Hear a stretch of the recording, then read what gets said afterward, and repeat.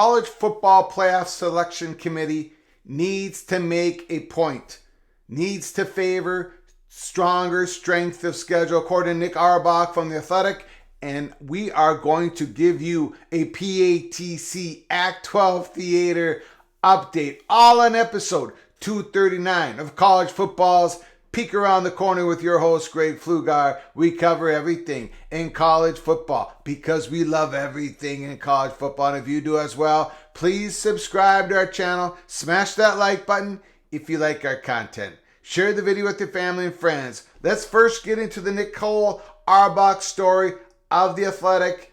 And boy, do I agree with her. Holy smokes. With the Big Ten SEC scheduling settled for now, the playoff selection committee needs to make a point. For all that's set to change in college football come 2024, the size and makeup of the college football playoff selection committee will remain the same. So this is a plea to the 13 men and women who will be tasked with selecting and seeding teams in the first season of the 12-team playoff. Don't screw this up. The selection committee will have a second chance at a first impression. As the college football playoffs expands from 4 teams to 12, this is a real opportunity for a reset, a reevaluation of values, and a chance to prioritize certain criteria. In short, it's time for the selection committee to make a point about the strength of schedule. SOS. We reward the teams that play tougher non-conference schedules than their peers. We reward the teams and leagues that play 9 league games over those conferences that opted to stay at 8. Are you listening, Greg Sankey? Are you listening, SEC? Playoff selection, please make a point. Strength of schedule was supposed to matter back at the start of the 4-team playoff era, but it soon gave way to ease. And the easiest way for any Power 5 team to make the college football playoff was to go undefeated. It didn't matter who a team played or didn't, or how many conference games were listed on the schedule. That made things easy for the selection committee too.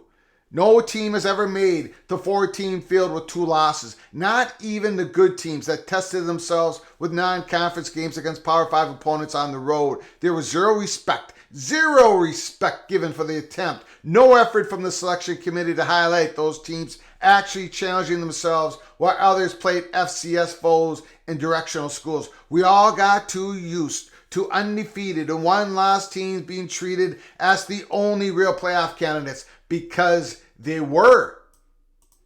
So, make the point now. If Georgia goes out and plays Oregon and loses, don't penalize the Dogs for playing a game most of the peers won't dare to. If Penn State plays a 9-game conference game and Auburn plays 8, their resumes are otherwise similar, put the Nittany Lions in over the Auburn Tigers. College football needs to completely overhaul its scheduling philosophy, and the quickest, most effective way to do that requires a selection committee prepared to snub teams and explain it.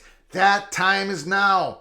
Big Ten Chief Operating Officer Kerry Kenny made his case to The Athletic amid Thursday's 2024-25 schedule released by the conference. It's very apparent that with the addition of USC and UCLA, the Big Ten, which has already been a tough league with 9 games, is going to become a gauntlet with 9 games. Kenny said, "We are confident that the new scheduling model and 9 games will be a stronger message to the selection committee as they consider what their parameters are going to be around a 12-team expanded playoff. That's playing meaningful games, playing more games against quality opponents, and playing light teams with quality and depth. That is really going to position us to be at the forefront of this next college football playoff era in teams of having teams eligible for selection." Hopefully, Kenny is right. I've long advocated for the committee to reward teams that play more challenging schedules, and it nearly never does. I've long advocated for the committee to ding teams that play weak non-conference schedules and fewer conference games, and that's basically never mattered in the process. Boy, Nicole Auerbach, she is speaking some truth here in this article. That's why the SEC isn't moving a 9-game league schedule. Sure, there's money piece. The league would like to be paid more for additional inventory, but there's also the playoff piece. It's never hurt any SEC team that the conference plays 8 games, and it's never kept anyone out. Why make schedule tougher for everybody? Staying at 8 allows the SEC teams that want to schedule a cupcake in mid-November to rest up, which is absolutely pathetic. I rally against the SEC every mid-November when we see Alabama versus Citadel. Those games are an embarrassment to the best, strongest, most powerful conference in the country, football conference in the country. That scheduling in mid-November is absolutely ridiculous and it's embarrassing. Back to the article. It also allows middle-of-the-pack SEC teams to make bowl games. It's a win-win. And finally, in the article, unless the selection committee actually forces the SEC's hand, there's no urgent need to change anything. A one-year transitional schedule could easily turn into 2 or more until the selection committee snubs a team over an 8-game schedule. The status quo won't shift. So what Nicole Auerbach is calling for, and we as well peek around the corner, go ahead and snub a team. Playoff selection committee. Snub a team for an easy schedule. A team with an 8-game schedule. 8-game conference schedule. Go ahead, playoff selection committee. You have to make your criteria known now. You have to plant the flag in the ground now. You have a second chance to make a first impression. SOS, strength of schedule, has to be one of your highest criteria when selecting the at-large teams. And there's going to be 6 of them every year in the college football playoffs for 2024 and 2025. Put down your comments. Put down your comments and thoughts in the comment section below the video. Let us know what you think. Should SOS be a major factor for the playoff selection committee? Now, let's get to the update. Act 12. We're sitting here Sunday, June 10th. Act 12 continues on. Now, late last week, we had a character on the stage. The character's name is Colorado. Colorado's been at the center of the stage for the last 3 acts, Act 10, Act 11, and now here in Act 12. Colorado had to walk off the stage for a moment, take a glass of water, drink it, and now Colorado's back on the stage. There was a timeout called, not an audible. The lines in the play, they didn't have to be changed. There was just a little bit of a timeout that Colorado needed to make. That's what we believe at Peek Around the Corner in Act 12. So Colorado now is standing back on the center of the stage. Arizona is still a couple arm lengths away from Colorado. And Utah and Arizona State has now moved up to the 5th row. Only 5 rows between them and the stage as they watch carefully Colorado in the center of the stage along with George Kliavkoff and Brett Yormark. UConn has moved to the 10th rows. They're sitting in the middle of the 10th row. They're not taking any more notes. They're sitting 5 rows back of Utah and Arizona, and they're watching very carefully. San Diego State is now in the front foyer into the auditorium, and they're sitting in the 38th of the 40 rows of the auditorium, PATC Theatre. San Diego State sits in the 38th row. So you have Utah, Arizona State in the 5th row, UConn in the 10th row, San Diego State in the 38th row, and there is a school that has never made it into our PATC Theater, and that is Memphis. Now, we've been asked questions about Memphis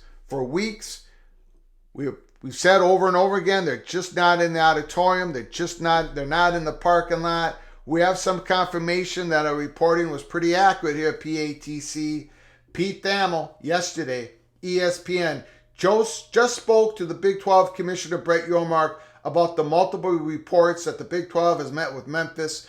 I've never met with anyone at Memphis about adding them to the Big 12, nor have I been on the campus. There was a lot of erroneous reports saying otherwise, that Brett Yormark had visited Memphis. We never picked up on that. We gathered no steam. We haven't gathered any steam on Memphis as a potential Big 12 candidate. So that's our update for Act 12. Stick with us here at Peek Around the Corner. Could be a dramatic week in front of us. Colorado, they called a timeout on stage. They left the stage, got themselves a glass of water, a bottle of water, drank it.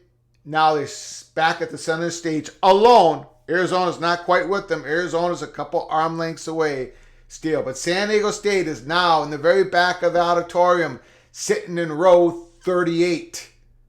That's our PATC Theatre Act 12 update. Put down your comments in the comment section below. Let me know what you think is going to happen this week here in the college football landscape. The saga continues between the Pac-12 trying to get their media rights deal. We saw what happened in the Washington State Board of Regents meeting.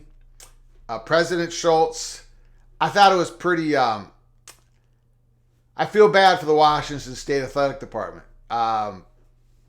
They threw up some projections of what they're going to make conference payouts to Washington State in the next few years, but they don't really know. President Schultz of Washington State also said he believes that the Pac-12 will get a media deal here in the next couple weeks by the end of the month, but he was only 7 out of 10. He rated 7 out of 10 that he's that confident that they will get a deal presented to themselves. Arizona Robbins says we haven't seen hard numbers yet. Arizona President Robbins has repeated over and over again, we still haven't seen any hard media package numbers sent in front of us. Not yet. We know here at Peek Around the Corner that Arizona State, while they're very committed to the Pac-12, they are very angry with what's going on. The position that they have been put in by Pac-12 leadership, Arizona State is extremely unhappy as we sit here on June 10th, Sunday morning. So stick with us here at Peek Around the Corner. We'll be covering it all here until next time. From PATC to all of you, please, you all take great care of each other. Thank you so very much.